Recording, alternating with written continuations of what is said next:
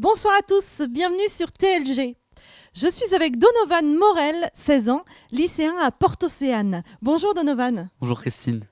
Alors Donovan, tu as écrit un livre qui s'appelle Le Penseur, disponible chez Edilivre. Le Penseur, qui est-ce? Le penseur, c'est Flavien. C'est un jeune homme qui vit à une époque très sombre, gouverné par l'autorité, qui ont mis en place une sorte de système anti-pensée, qui empêche à la population de penser. Seules certaines personnes arrivent à transgresser ce système, les penseurs.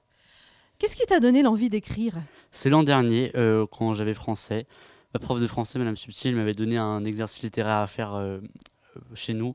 On devait critiquer un pays par la lettre. Et ça m'a tout de suite plu et m'a donné envie de continuer. Justement, on l'a rencontrée et elle a tenu à te laisser un petit message. On l'écoute?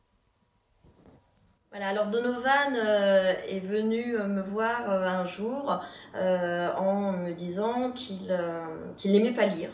Ni lire, ni écrire.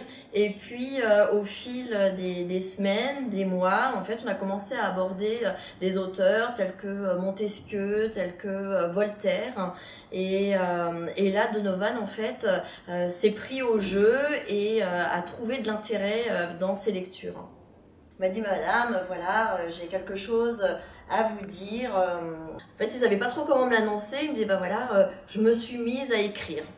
Je dis, ça c'est vraiment formidable dans la vie d'un professeur. Si ça n'arrive qu'une fois, c'est déjà quelque chose de merveilleux.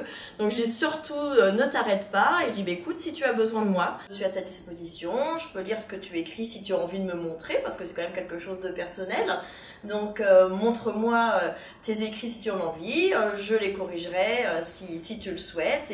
Et voilà comment l'histoire a commencé entre nous. Alors, petit message pour toi, Donovan.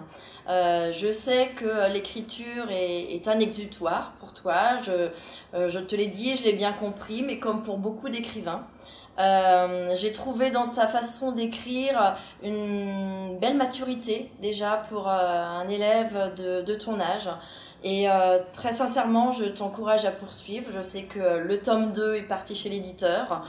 Peut-être y aura-t-il un tome 3, peut-être que tu partiras sur d'autres idées un petit peu plus tard. Mais surtout, ne t'arrête pas parce que ce que tu fais, c'est vraiment très bien et je suis fière de toi.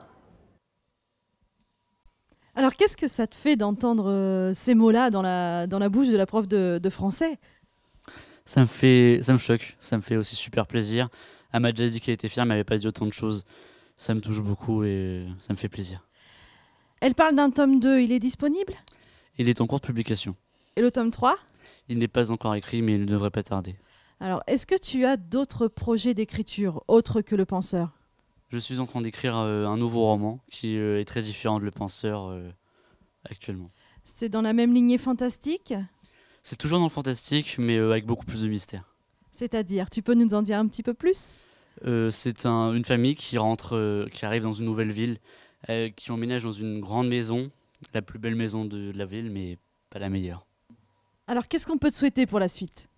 Avoir plus de lecteurs, avoir plus d'avis, et s'il y a beaucoup de ventes, pouvoir financer mes études à l'étranger. Je te remercie beaucoup d'être venu sur notre plateau parler de ton livre. Quant à vous, si vous voulez vous procurer le livre, c'est sur Edilivre sur Internet, alors n'hésitez pas à l'acheter. Je vous remercie de nous avoir suivis et on se dit à bientôt. Salut à tous.